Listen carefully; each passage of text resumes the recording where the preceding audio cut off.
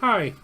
So today we're going to talk about the literature review and the introduction and conclusion for your final research paper.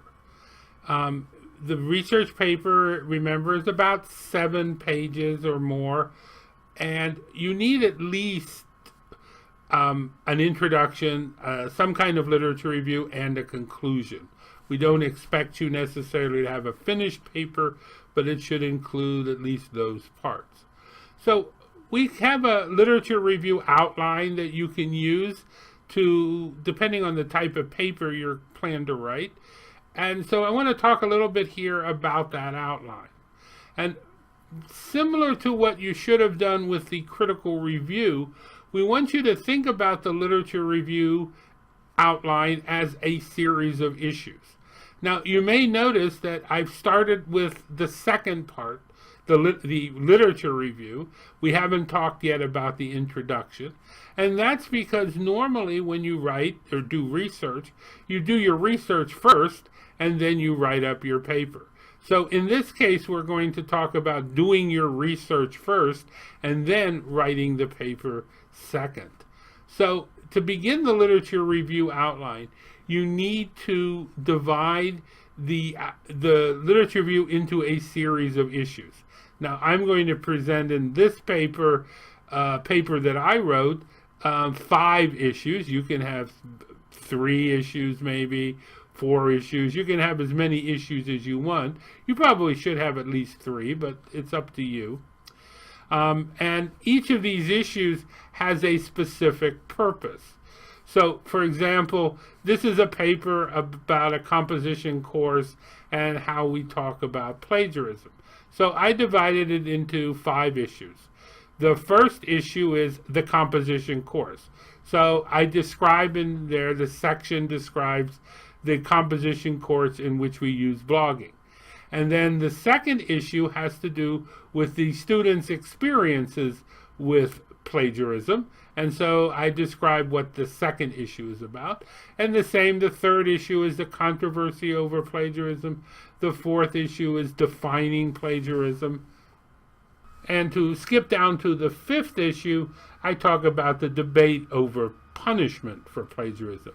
And then I have a brief description. Again, this section describes the different view on what universities should do about plagiarism.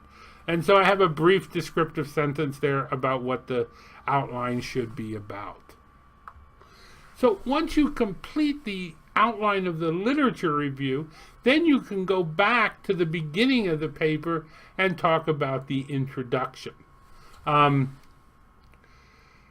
first question that you need in the introduction is you have to talk about what is the topic and why is it important. So the goal then is to tell the reader exactly what the paper is about and why the reader should read the paper. Okay? So here, notice the topic is,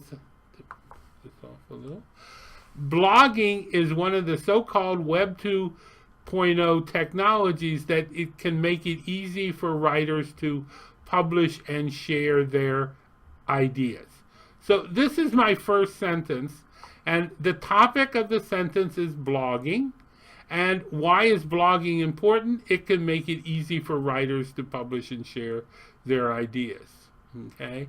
Now, notice one thing, too, about this is, remember, part of your assignment is to use at least 5 citations.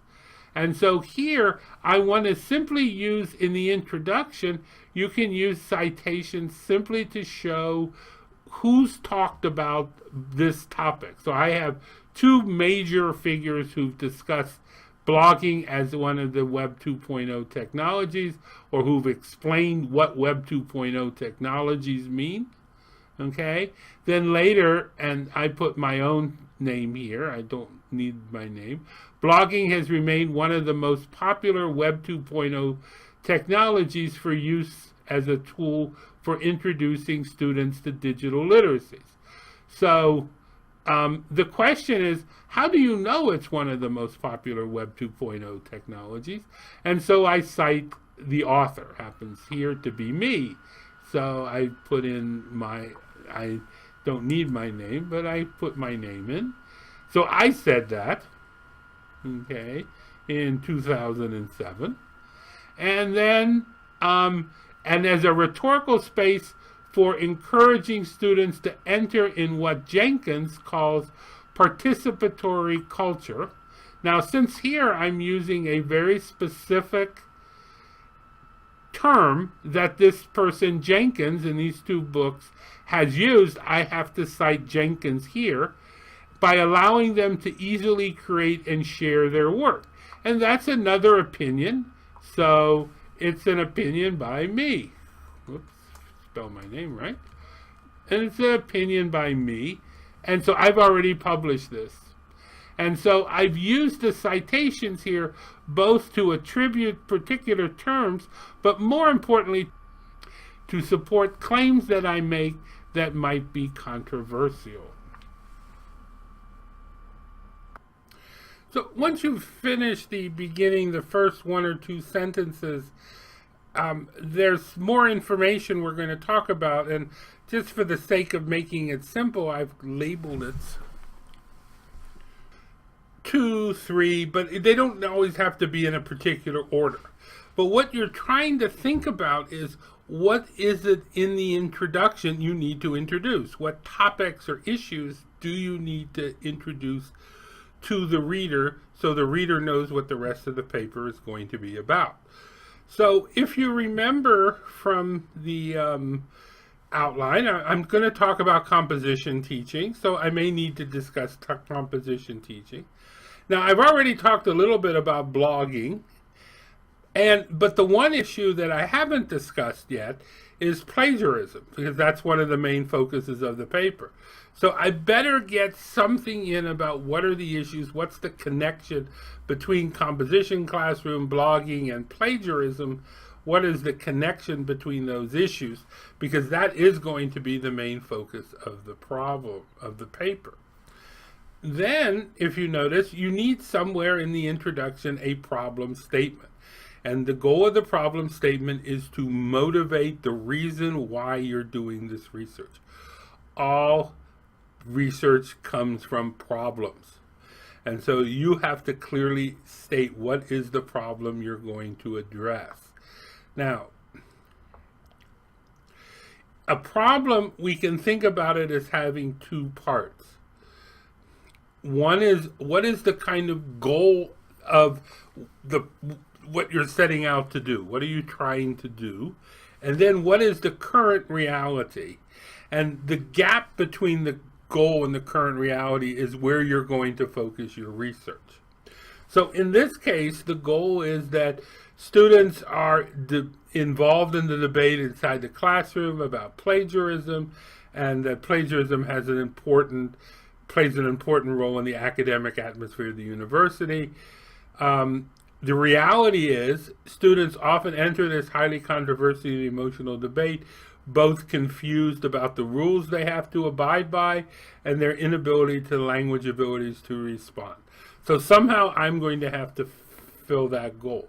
Now, when you state the goal, a lot of times you'll see the word however, because there's a contradiction here between what the goal is and what the reality is. And again, my purpose as a writer is to try to fill at least part of that gap.